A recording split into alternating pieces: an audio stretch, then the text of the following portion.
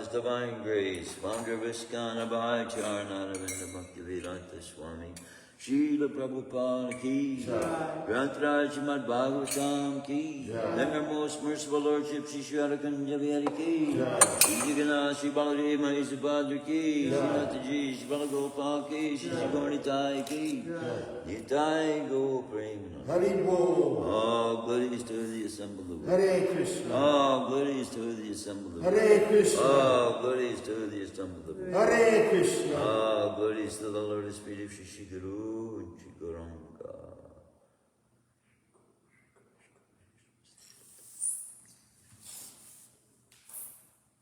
Is it text 30 today? Text 30. Om Namo Bhagavate Vasudevaya. Om Namo Bhagavate Vasudevaya. Om Namo Bhagavate Vasudevaya. Om Namo Bhagavate Vasudevaya. Om Namo Bhagavate Vasudevaya. Narayanam Namaskritya Naram Chaiva Narottamam Devim Saraswatim Vyasam Tato Jayamudiraye Nasta Prashu Bhadreshu Nityam Bhagavata Sevaya Bhagavati Uttama Shloke Bhaktir Bhagavati Naishtaki. Reading from Shrimadbhagavatam, Canto 1, Chapter 5, Text 30. Jnanam Guyat Tamam Yat Tat Jnanam Guyatamam Yatat Jnanam Guyatamam Yatat Jnanam Guyatamam Yatat Sakshat Bhagavatoditam Sakshat Bhagavatoditam Sakshat Bhagavatoditam Sakshat Bhagavatoditam Anvocam Gamishyanta Anbavokan Gamishyanta Anbavochan Gamishyanta Anbavochan Gamishyanta Kripaya Dina Vatsala Kripaya Dina Vatsala Kripaya Dina Vatsala Kripaya Dina Vatsala Jnanam Guyatamam Yatat Sakshat Bhagavatoditam Anbhavochan Gamishyanta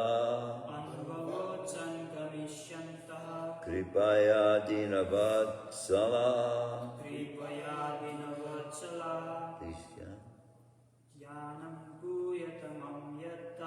Jnanam Guyatamam Yatat Sakshat Bhagavatoditam Anbhavochan Gamishyanta Kripaya Dinavatsala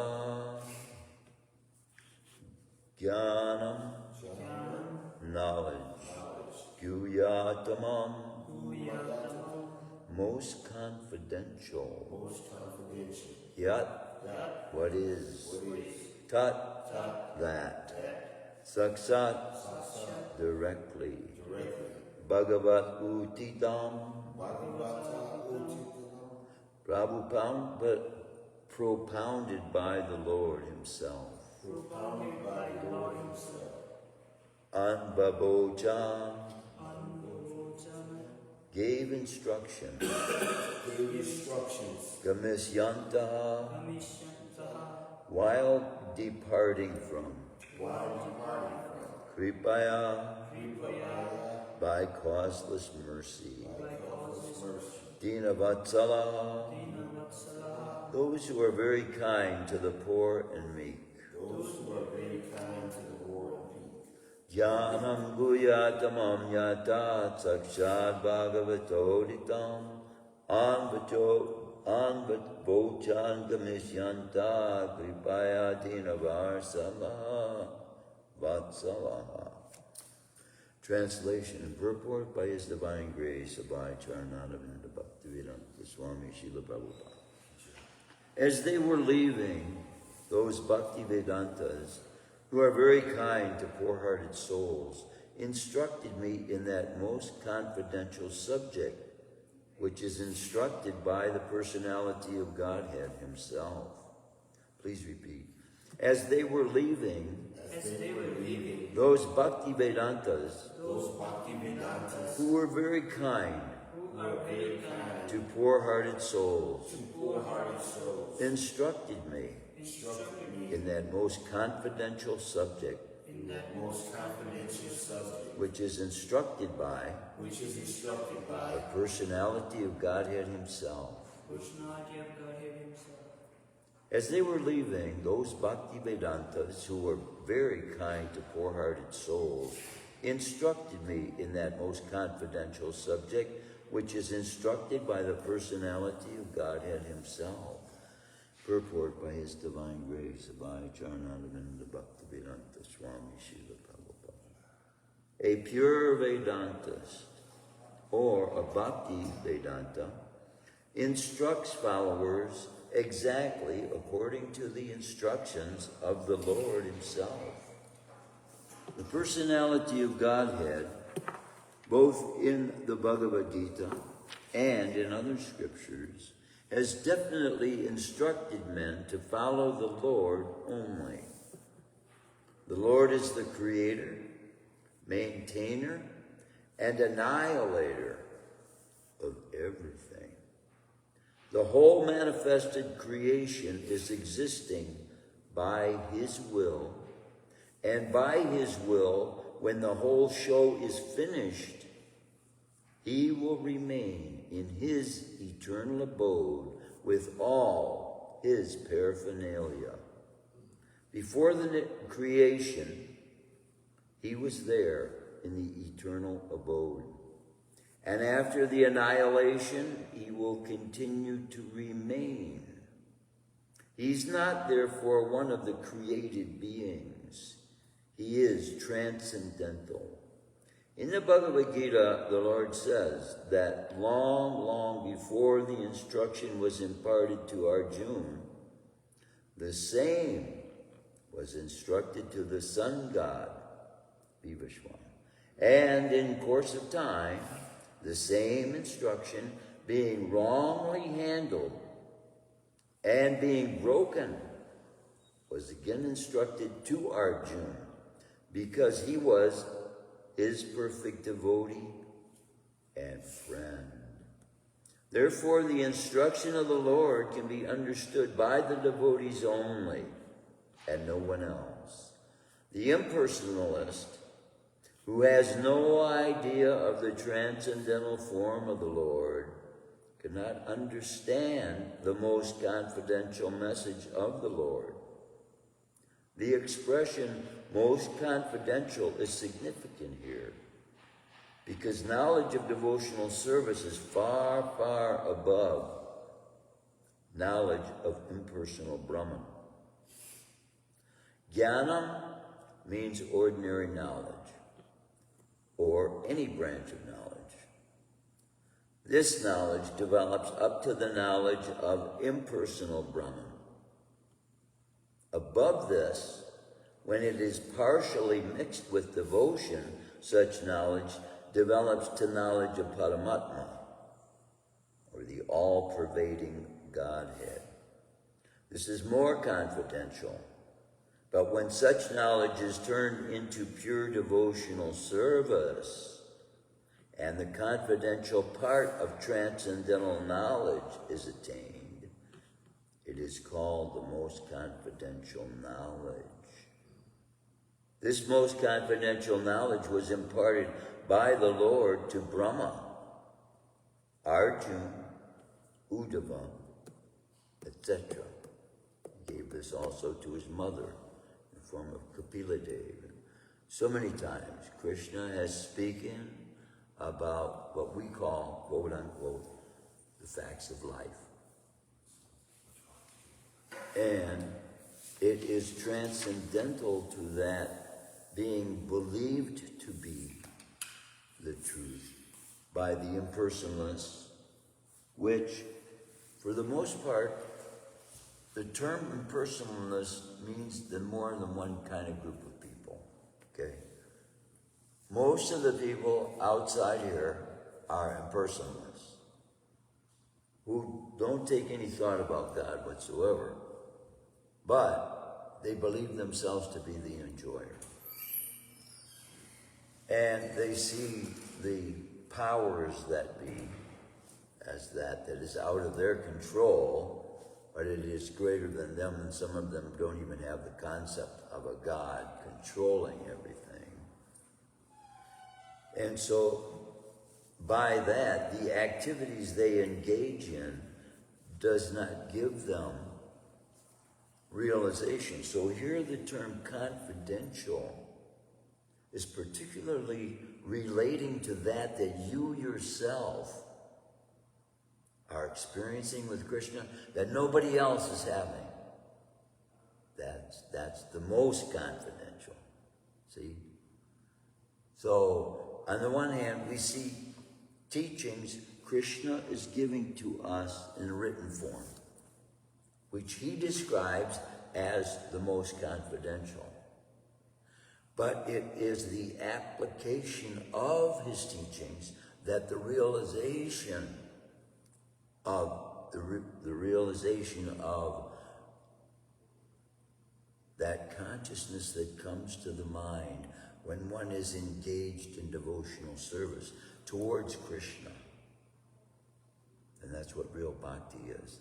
And that consciousness that's developed by that becomes that devotee's most confidential, intimate relationship with Krishna that is being spoken of here, that nobody else is having. The relationship you are having with Krishna is unique to you and Krishna, and nobody else is having that. I'm having a relationship with Krishna like nobody else is having.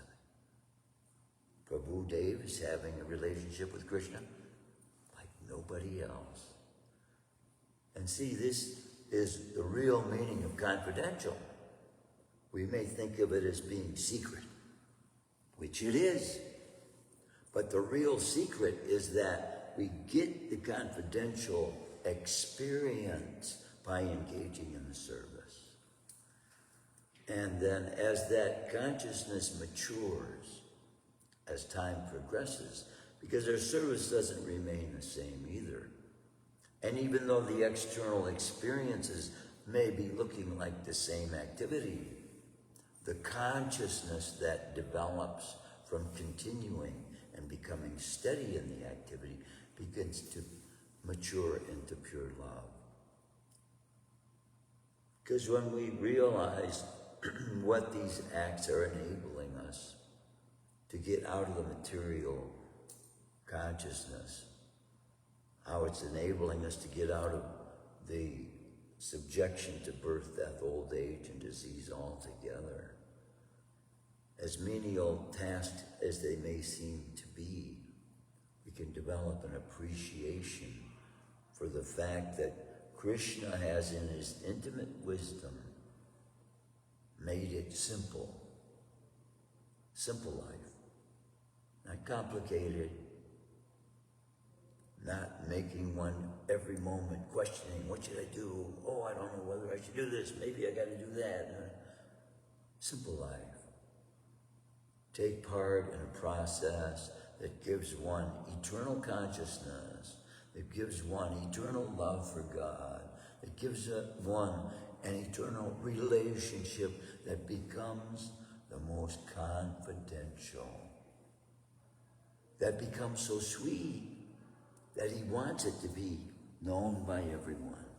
And so Krishna's making it known to everyone, but it doesn't become confidential to us until we do it. And so that is the sublime confidentiality he's talking about there. The uniqueness of our relationship with him. And so we can understand how meaningful it is to Krishna to have that with us. If he's the source of love, and we think, we know what love is, but actually Krishna being the source of love, then finding that and engaging in that energy of his, but the internal energy, which is the same energy that connects us with him. Because Super Soul, sharing the body with us, pervades the entire body, every atom. Krishna describes the soul also in the same way, that we are also, as the soul, pervading this whole space. This is how we can have feeling in our extremities. We can have feeling. The soul is manifesting itself, and they're saying in every single cell is the DNA. And they're realizing 100 years ago, they had, I think it was like 23 elements that they say life was brought into being by combining in nature, in the swampland, right? So when these particular amino acids get together, there's one point in which they become alive, meaning they can replicate themselves, they grow, they take in, and then they give off. And they show movement and growth. So this is what they believe determine life. Come to find out, every one of those elements individually are bigger than all the infinitesimally small activities that are going on by chemicals inside every single cell. Infinitesimally means it's like, it's so extraordinary small that, comparing a pinhead to an elephant, it's like trying to fit an elephant inside the hole of a pin. That's how these 23 elements were the size of as compared to what's going on inside of every single cell in our bodies. So see, if that is going on the gross level, that's the gross level. And the soul is more finite, that we were talking about the other day, than the intelligence, which is also in every soul, every cell. Intelligence is there with the soul. That's the nature, the makeup of the soul, the substance of the soul, right? And it is in every cell too. The soul is inhabiting every cell. So they can't see that. So there are infinitesimally smaller things going on that they can't see now, and probably never will be able to see. Because the soul itself, 1/10,000th the tip of a hair. In fact, though, Srila Prabhupada did say if they could see it. There may come a time when they can see it. Still, because of the inbred ignorance and arrogance of the false ego, they will not accept their own conclusions as having been proven wrong. So they will obscure all the evidences. This is the nature of the false ego. I have to be right, especially if I spent 40, 50 years telling everybody this thing and then it's not. So that's the predicament the soul is in, and he finds himself in further entrenched as he grows older and older and older, becoming more and more conditioned by those people he considers to be his teachers, who have no knowledge of the self, who have no knowledge of the soul, and who have no knowledge of how to get the soul out of the material realm. And by arrogance, they will separate themselves from devotees, thinking it's just a bunch of young kids with, abnormal thought about God and so much things. Who knows the minds, what is in the minds of people? But just to show Prabhupada commented that because Krishna's name is so powerful, even bad advertising is good advertising. As long as we can get them to say Krishna, they're starting their first round. So, when we were on Sankirtan, we used to distribute books, and sometimes, you come to these crossings where you have to pay a toll to get onto the road that you're going to use. And if you don't use that road, it takes you so much longer, it's worth it just to use the toll road. So what Raghunath Prabhu would do, he would always get change. And so rather than using the machine, he would hand the money directly to the operator. And he said, they're doing psychological tests about people being able to repeat words of other languages. And he said, one name they found, that people found very easy to repeat. You ever hear the name Krishna? And he'd say something like that. And every time he stopped, just to make a way to get those people to say Krishna's name. And they would say it back, and he'd say, wow, you can say it. Not everybody can, though. My mother couldn't say Krishna. She'd call him Kamsa, Kimsa. And then I kept correcting her. Finally, she got to Kimsa. But that's not Krishna. What happens? People commit offenses in their life. And they don't know sometimes. They're making an out-of-line comment. Oh, those bastards, they may say something like that, or may say something jokingly, but it becomes quite an offensive statement. Super soul hearing that, because super soul does not forgive offenses towards his devotees, and he claims himself not to have the ability to do that.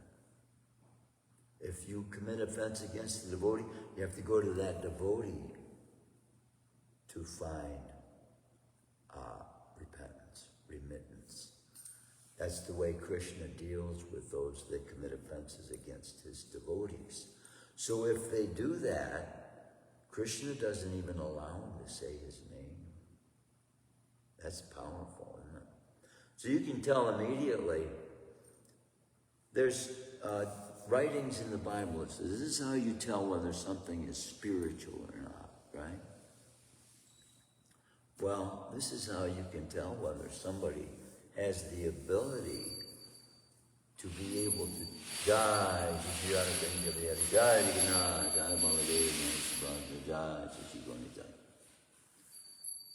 Whether someone can have the ability to take Krishna consciousness is whether they can even say Krishna's name. If you can't say Krishna, it's going to be very difficult to make advancement in Krishna consciousness. And there are people who cannot say Krishna. Just a fact. So, we have comparisons, just like Kamsa, just like Hiranyakasipu, and so many demons, although there are also examples of demons who became devotees. So, what the mind likes to do, because we talk about living simply, we try to simplify people as well. But people aren't simple. People are complicated. And this most confidential relationship that devotees are having with Krishna, most people are having with their minds. That's where it goes, doesn't it? They're having a conversation with their own mind, based on their preferences they have made in life. They're going to justify their acts with their mind. They're going to justify everything they've done, every word they've spoken, by the conversations they have in their mind to justify whether they believe it was right or not. So even a liar will do this. And it is that same relationship that most human beings are developing with the mind. It's not even a Paramatma. Not even a Paramatma.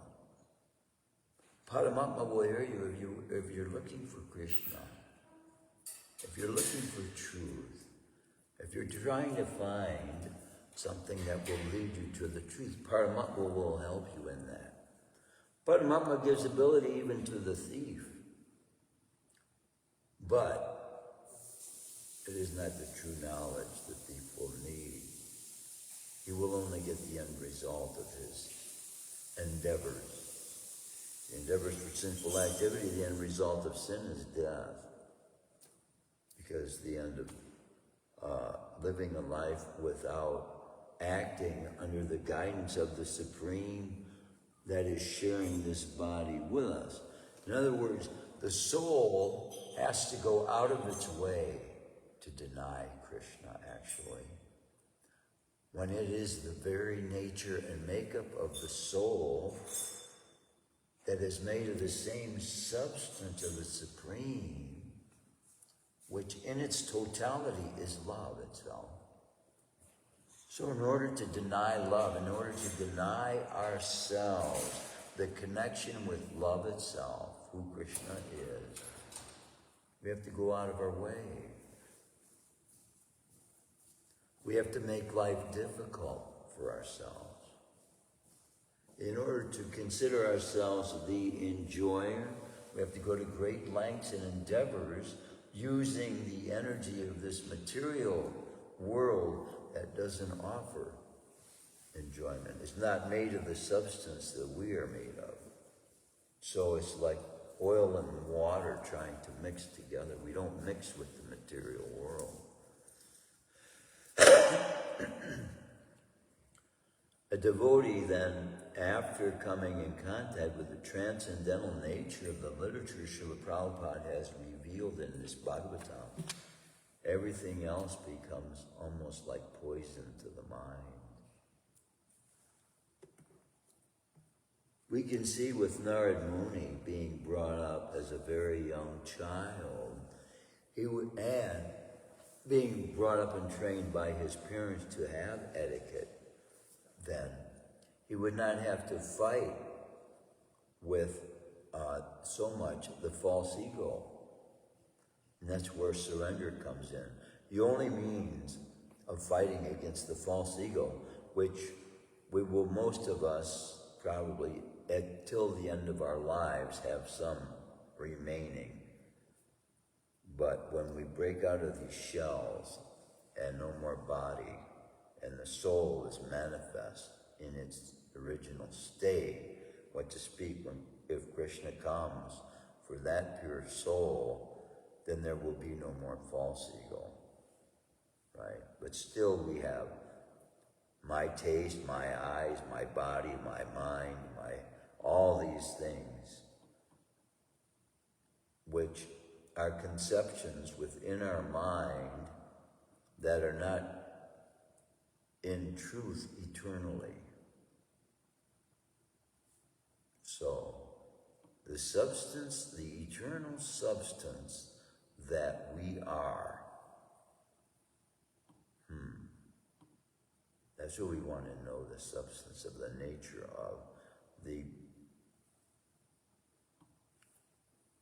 description being given of eternal and knowledge. And that substance providing us with an experience of bliss that goes beyond that form of happiness we hope to be finding in the material world with the satisfaction of life from having experiences with other human beings that put us in a place to be able to give some maybe good advice to someone, something that helps someone along the way. But this transcendental knowledge goes beyond all that. The satisfaction, maybe a mechanic gets from having fixed hundreds and hundreds or thousands of other people's problems to enable them to go to work, to enable them to have a living, to enable them to feed their families. In so many ways, we're all connected to each other in this way by any activity we engage in the material world. So that is why if we see around us, when Maharaj Yudhisthira was asked, after leaving the body, he was asked, what is the most amazing thing to you? He was asked this by his father, Yamaraj. And when he was asked that, he said, the most amazing thing I see is that every human being is seeing all the human beings die around them. And yet everyone is acting as if they're not going to die. Everyone thinks they're not going to die. And so when we analyze this in our minds, and we look around us, everybody is acting as if they can continue doing whatever they want for as long as they want. And it'll always be like that. But that's not the way it is. Death, from day one, is slowly approaching. And in some cases, rapidly approaching. And as we've been told, even, but to speak after 60 years old, which I've been past that for 14 years now, in a couple of days, it'd be 75 years I've been on this planet. At the end of the time we spend here, I can remember things from my childhood. Being afraid of what might have been under my bed, when I was sleeping. They call him the boogeyman. Afraid to stick my arm out over the edge because, the boogeyman is under there, you might get my arm, Children have these fears that are coming from previous births and sometimes from death. People are at birth afraid of the ocean, or they're afraid of swimming, or they're afraid of the water itself. And they have this inbred from their previous experience with death. And the soul, without self-realization, the soul, having these fears, doesn't know where they're coming from. Why are they hydrophobic? Why are they arachnophobic, spiders like that?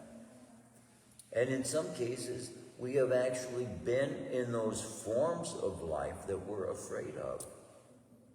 We've been bears, we've been deer, we've been elephants, we've been crocodiles, we've been sharks. We've been all those forms of life to get to this stage of development of consciousness. So, Just imagine how many times we've been through dying. We've died so many times and can't remember it. For our own safety's sake. Because just like a nightmare, you have a nightmare. As a child, children have nightmares who are afraid of dying and they wake up.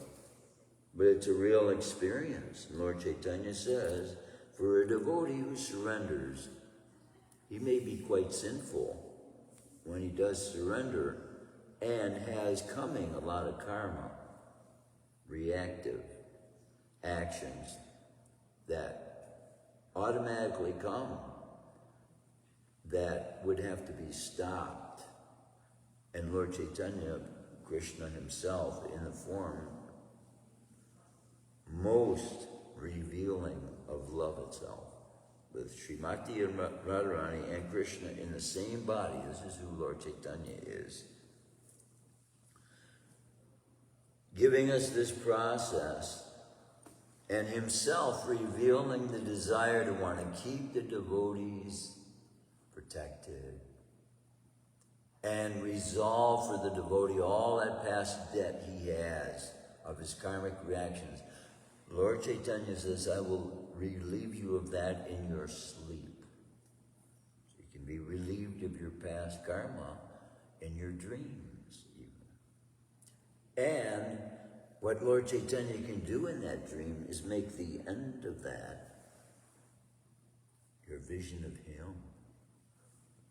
Krishna can give you visions of him in your sleep, enabling you to see with the mind things you can't see with the physical gross senses.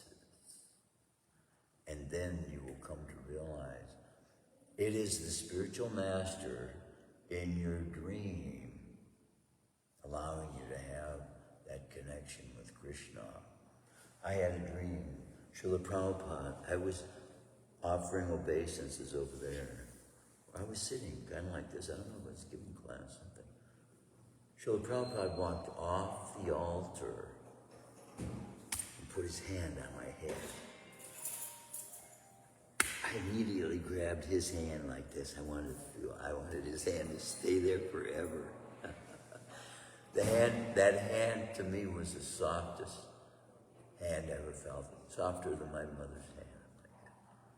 And you know what he said? He said, what Krishna tells you to do, you do that.